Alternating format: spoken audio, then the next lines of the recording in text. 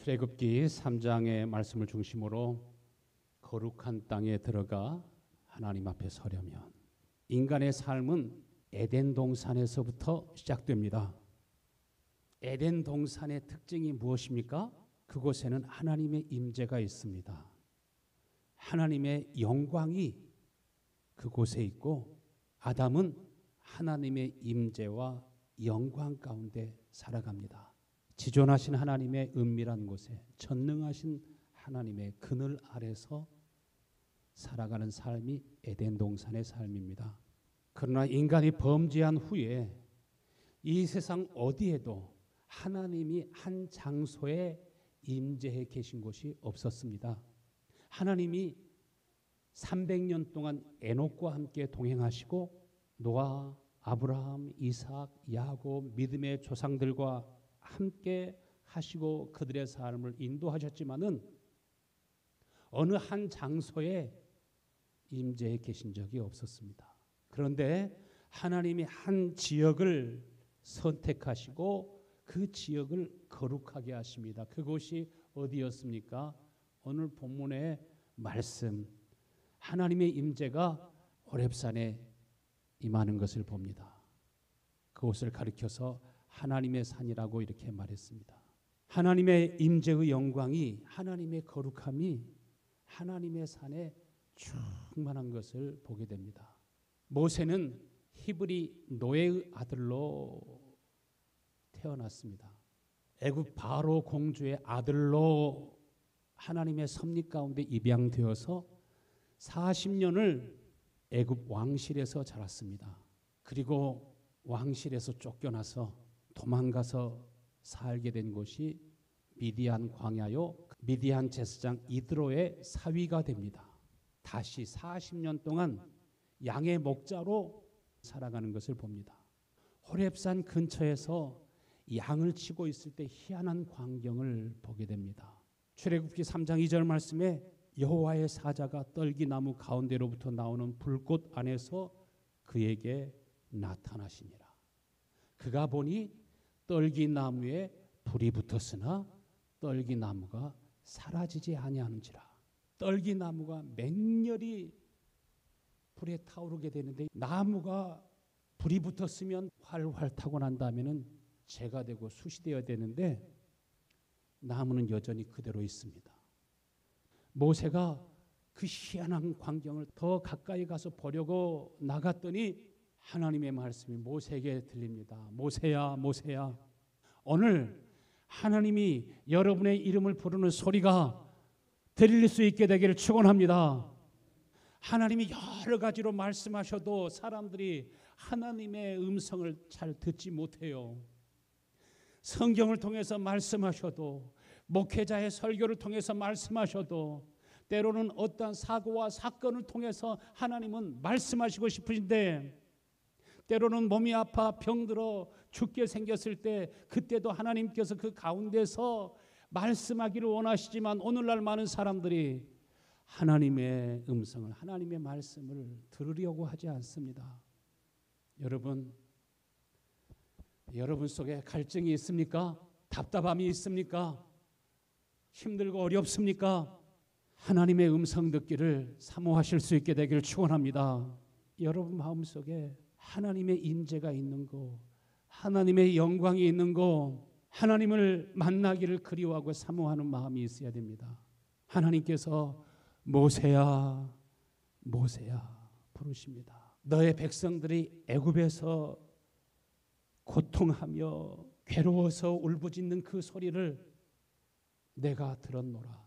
내가 그 고통을 보았노라. 하나님께서는요, 여러분의 일거수일투족을 다 보고 알고 계시는 것을 여러분 믿으십니까?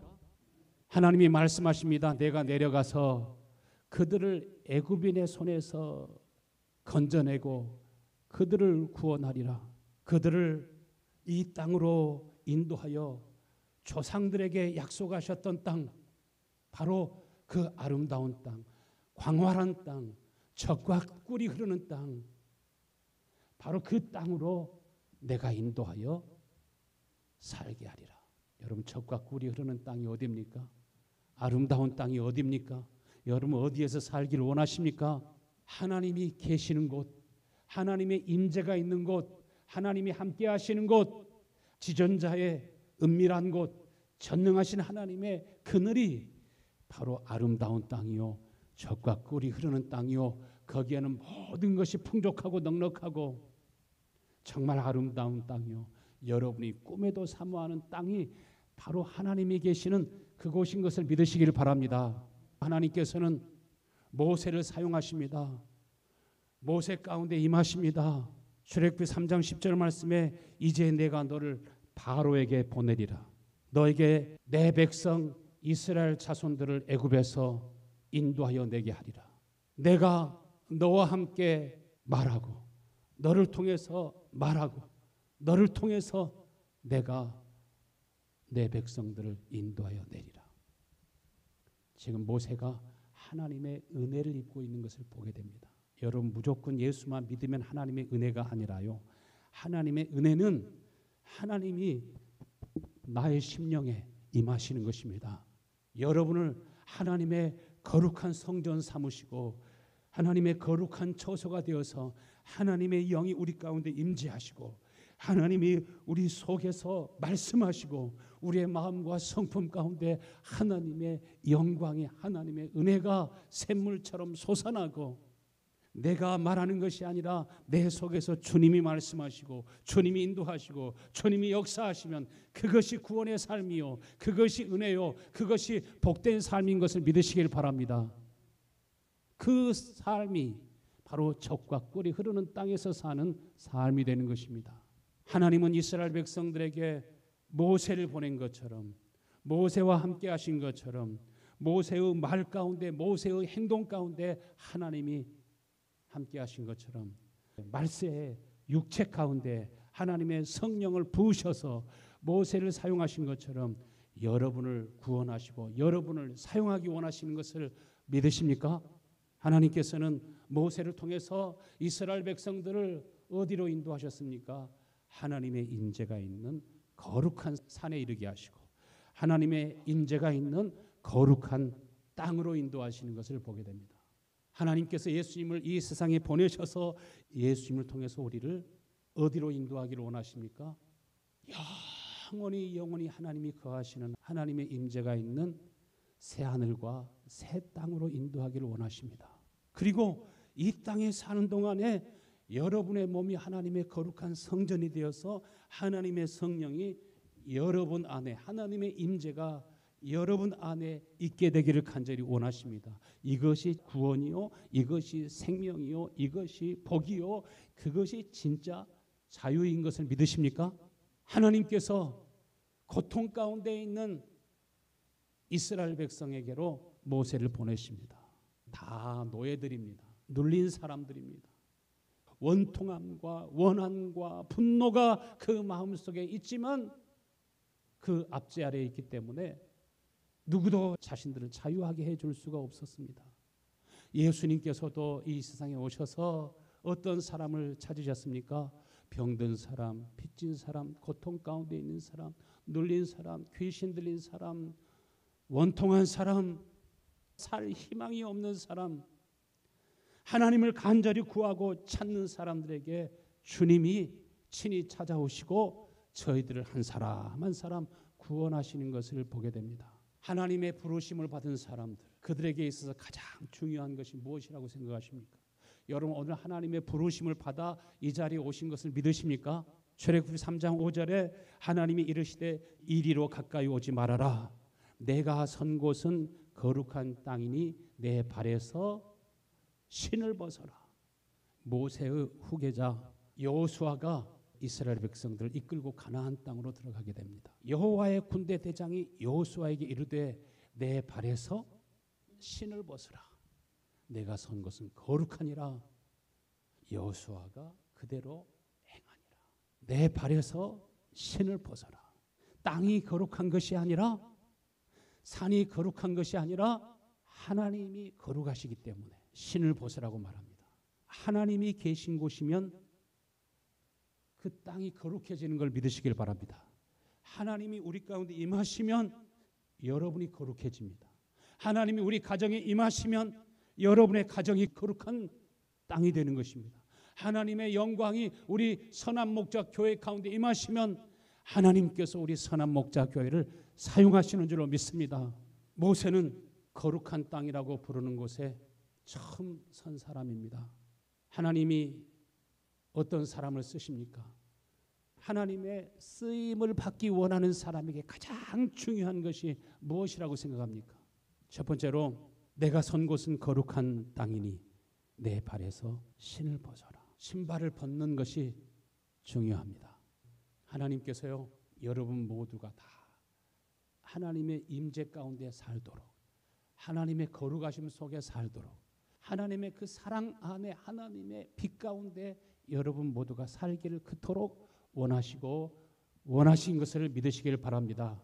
거룩함으로 옷 입고 의로움으로 옷 입고 하나님의 사랑으로 옷 입고 구원으로 옷 입고 하나님의 영광 가운데 살아가기 위해서 가장 중요한 것은 내 발에서 신을 벗어라. 신을 벗는다고 하는 것이 무엇을 의미합니까? 자기의 권리를 포기하는 것입니다. 내 마음대로 살고 내 뜻대로 사는 것이 아니라 하나님의 말씀을 쫓아 살기를 원합니다. 하나님의 뜻을 쫓아 살기 원합니다. 예수님은 나의 머리, 나의 하나님이십니다. 하나님의 인도를, 성령의 인도를 입어 살기 원하는 마음이 여러분의 마음속에 간절함으로 있어야 됩니다. 다윗의 조상 가운데 보아스가 있습니다. 보아스는 누구의 남편입니까? 룻의 남편이 되었습니다. 모압 땅에 가가지고 나오미의 남편도 죽고 두 며느리의 남편, 그 두 아들도 다 죽고 도저히 살 수 없는 상황이 되었습니다. 모압 땅에서 베들레헴으로 다시 돌아오게 되지 않습니까? 베들레헴으로 돌아올 때 나오미와 룻이 함께 돌아옵니다. 룻은 어머니, 나는 어머님과 함께 살기 원합니다. 어머니 계신 곳에 항상 내가 거기에 있기를 원합니다.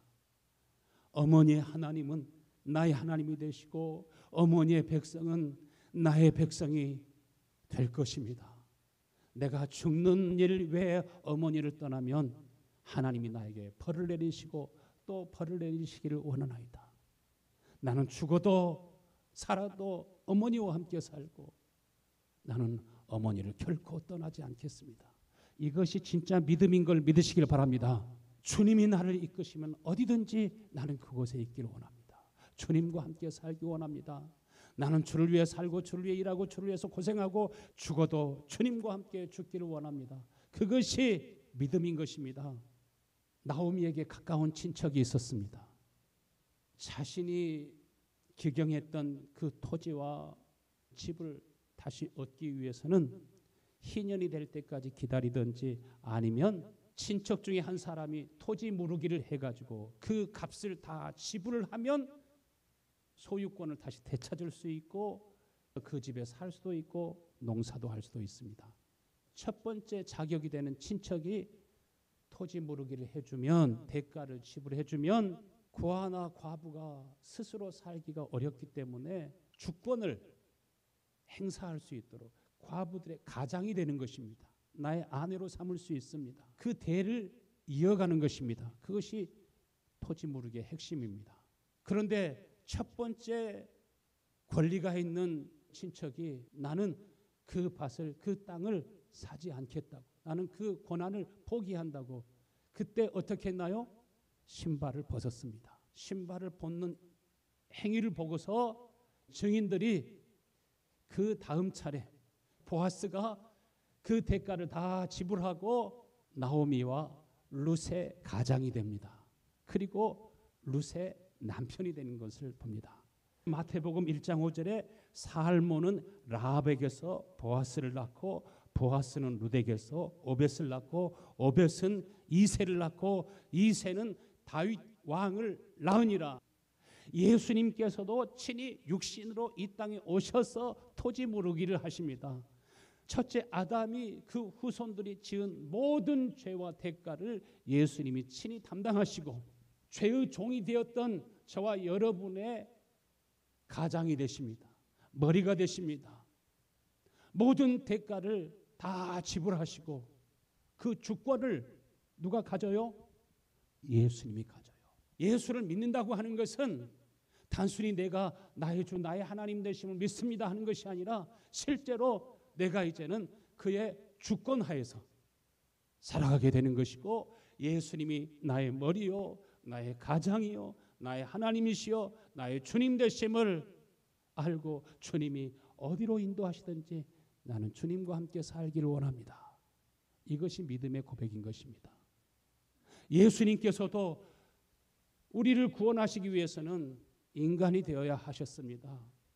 우리의 모든 허물과 죄를 친히 그 몸으로 감당하여야 했습니다. 그래서 빌립보서 2장 6절에는 그는 근본 하나님의 본체시나 하나님과 동등됨을 취할 것으로 여기지 아니하시고 오히려 자기를 비어 종의 형체를 가져 사람들과 같이 되었고 이제 죄인을 구원하기 위해서 자신의 모든 권리를 다 포기해야 했습니다. 예수님께서 고난을 받으시고 십자가에 못 박혀 죽으실 때, 또 십자가를 지고 골고다 산상을 향하여 올라가고 있을 때 예수님이 신발을 신으셨을까요? 신발을 신고 가시는 예수님 혹시 보셨습니까? 맨발로 십자가를 지고 골고다 산상으로 올라갑니다. 십자가에 못 박히셨을 때 예수님이 신을 벗고 있었을까요? 신고 있었을까요? 예수님은 맨발로 십자가에 못 박히신 것을 봅니다. 우리가 첫째 주가 되면 성찬식을 합니다. 성찬식을 통해서 무엇을 고백합니까? 성찬식이라고 하는 것은 나의 권리를 포기하는 것입니다. 주님, 나는 주님의 몸이 되기를 원합니다. 주님의 지체가 되기를 원합니다. 내가 원하는 삶이 아니라 주님이 원하는 삶을 살기 원합니다. 예수님은 나의 주, 나의 하나님이십니다. 토지 무르기를 하는 것과 같이 그것이 성찬식입니다. 예배도 마찬가지입니다. 이날은 주의 날입니다. 먼저 가장 중요한 것은 주권을 포기하는 것입니다. 한국에서 손님이 왔든지 아니면 무슨 일이 있든지 간에 이날은 누구의 날입니다? 주의 날입니다. 주님이 원하는 장소에 가가지고 같이 성도들과 한 몸이 되어가지고 하나님 앞에 예배드리는 것, 이것이 주일 성수요 예배입니다. 죄인 되었을 때는 자기 마음대로 살더니 자기 뜻대로 살더니 베드로의 삶도 자기가 원하는 대로 살았죠. 그렇지만 하나님의 성령이 임하시니까 예수님이 내 안에, 내가 예수 안에 살아가니까 사도 중에 사도가 되지 않습니까? 그래서 주의 날은 구별해 놓은 날입니다. 아무리 바쁜 일이 있어도 하나님이 여러분의 생명을 취하면 너의 그 모든 것이 누구의 것이 되겠느냐 하나님이 말씀하시잖아요. 오늘 내가 너의 영혼을 취하면 바쁘게 생각해도 그 장소까지 가지도 못합니다. 이 날을 하나님께서 거룩하게 구별하신 것은 주님 안으로 들어오라는 것입니다. 하나님의 임재 가운데로 나오라는 것입니다. 예배 순서도 그렇지 않습니까? 하나님 앞에 감사함으로 하나님의 임재 앞으로 나아가는 것입니다. 할렐루야 성소에서 하나님을 찬양하라. 하나님의 영광을 선포하고 찬양함으로 나아가고 기도함으로 나아가고 회개함으로 나아가고 시편 96편 8절에 여호와의 이름에 합당한 영광을 그에게 돌릴지어다. 예배드릴 때 뭘 들고 가라고 해요? 예물을 들고 그의 궁정에 들어갈지어다. 여호와의 이름에 합당한 영광을 그에게 돌릴지어다. 역대상 16장 29절에 제물을 들고 그 앞에 들어갈지어다. 아름답고 거룩한 것으로 여호와께 경배할지어다. 그래서 예배 드릴 때도 먼저 예물을 드리고 말씀을 받습니까? 설교하고 난 다음에 헌금을 드립니까? 설교하고 난 다음에 헌금을 거두면 헌금이 더 많이 나온대요. 헌금 덜 나와도 먼저 하나님 앞에 예물을 드리고 그리고 난 다음에 하나님의 말씀을 받습니다. 우리가 하나님의 산으로 나아갈 때, 하나님의 성전으로 나아갈 때,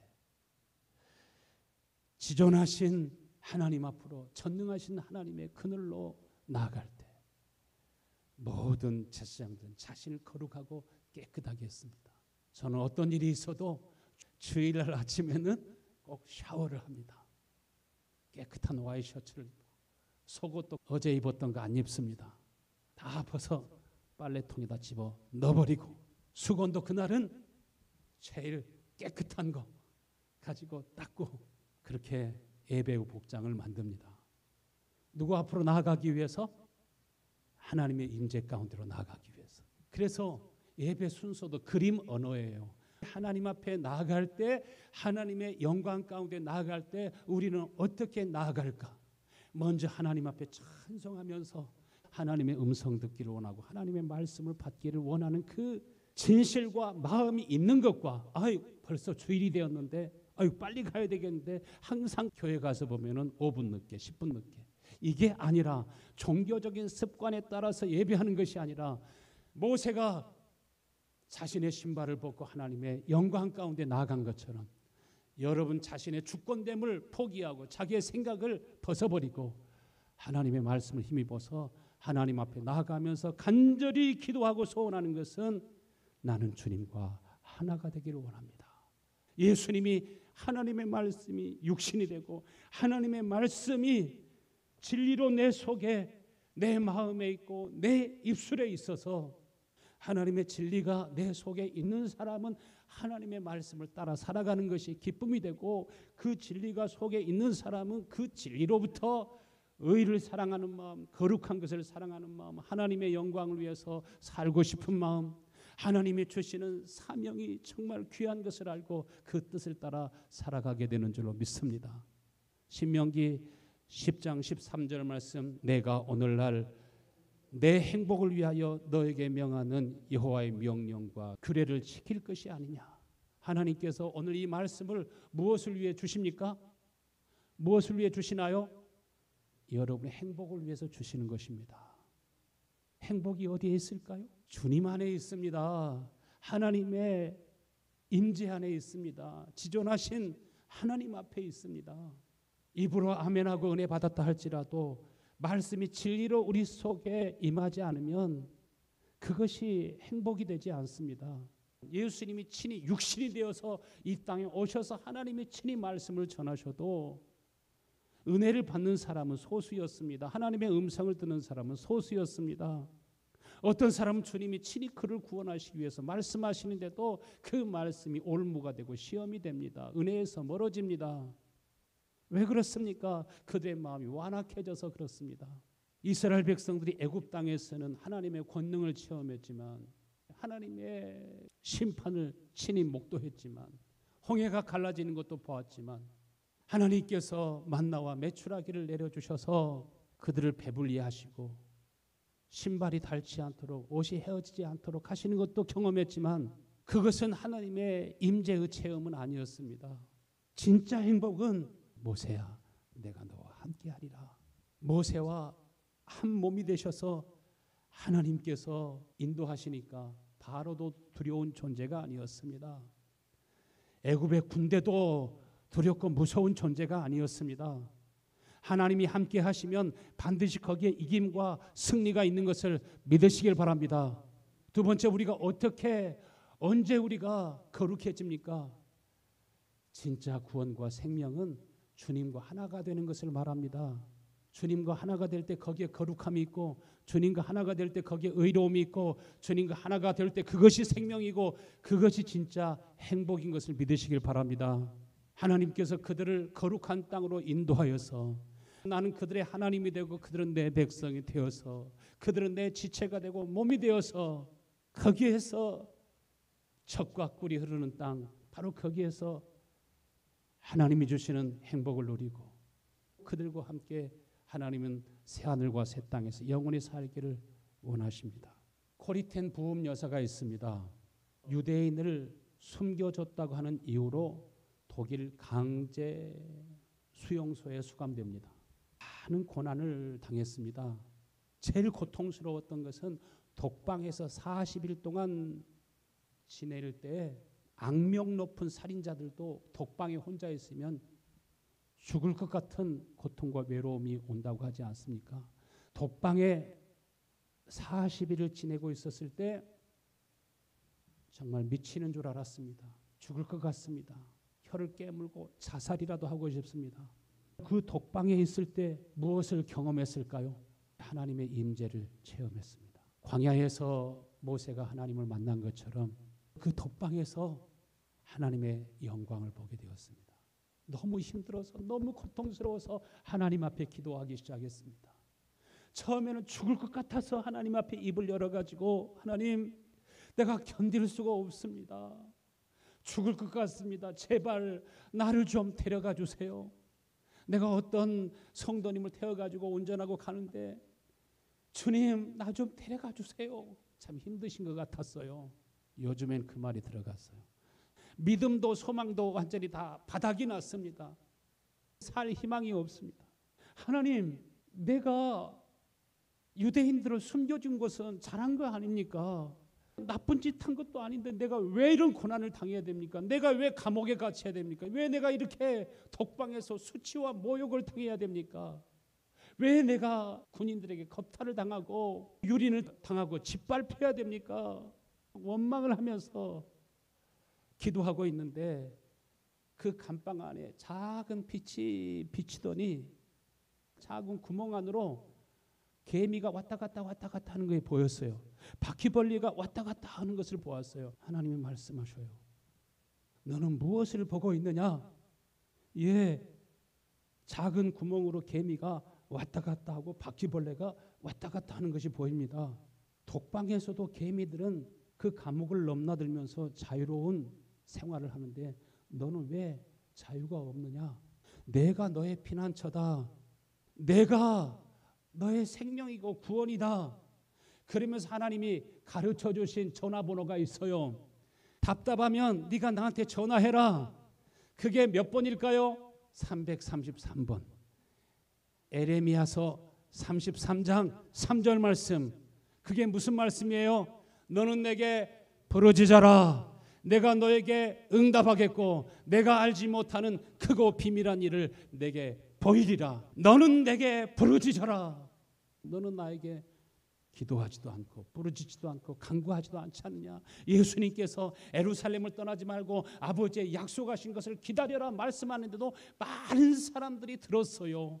수천 명의 사람들이 예수님의 복음을 들었어요.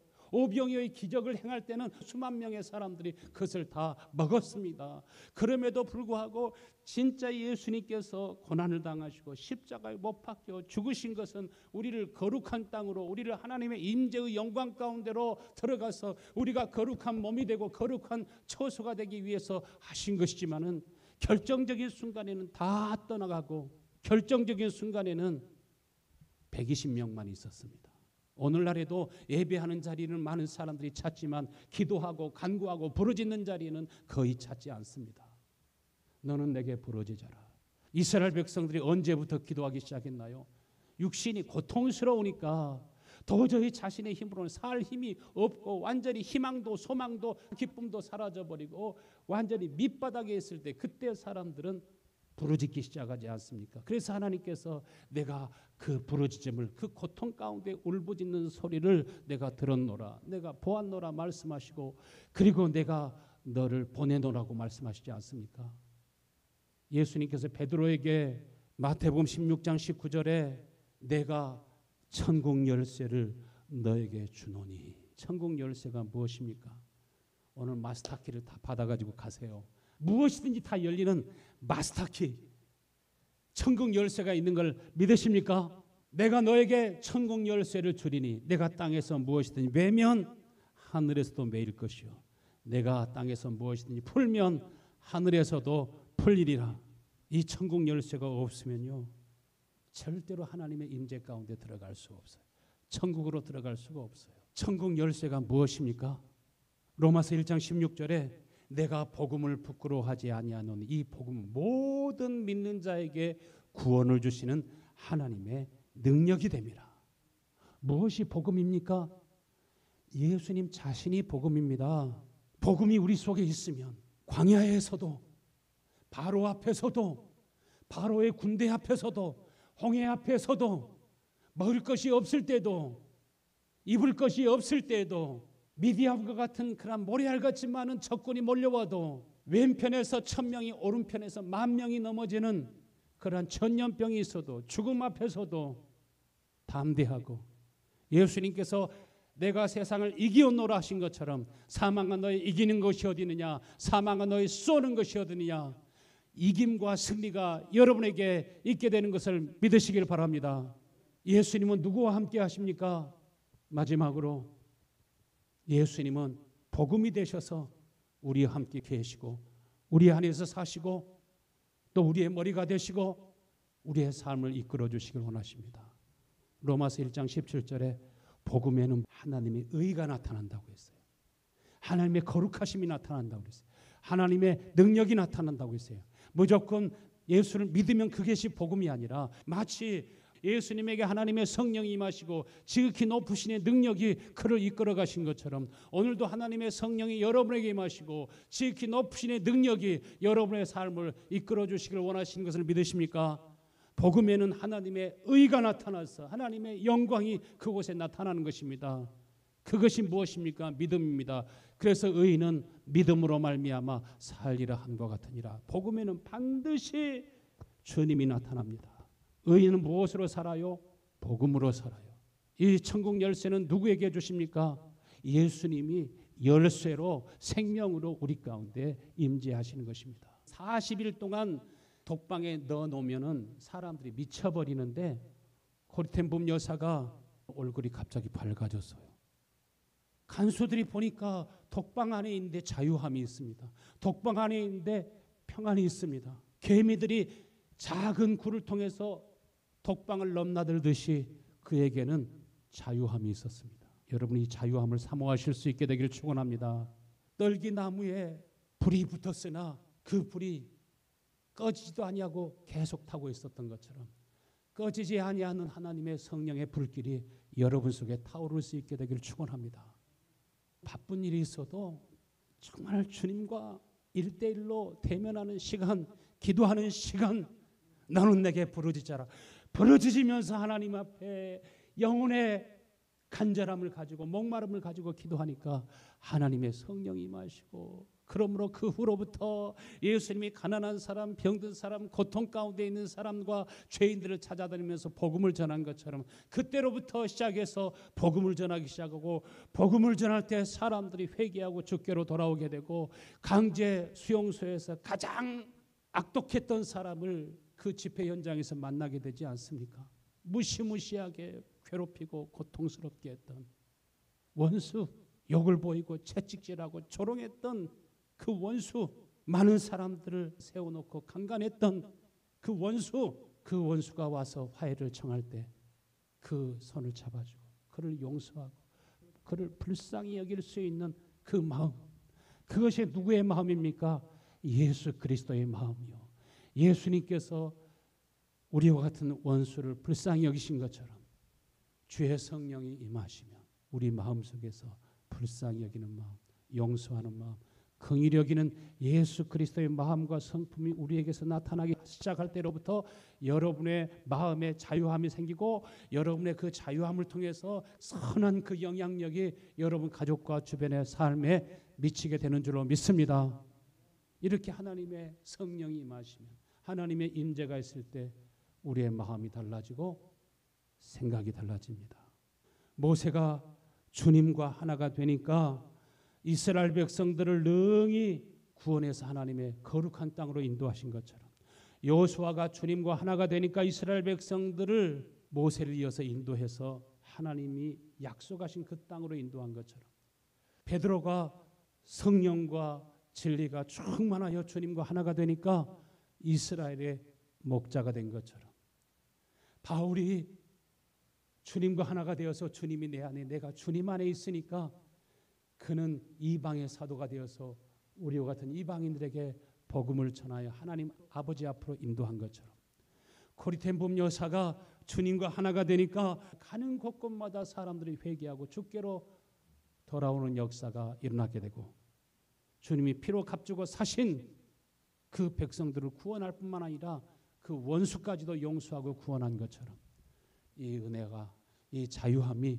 여러분의 심령에 넘쳐나기를 간절히 축원합니다.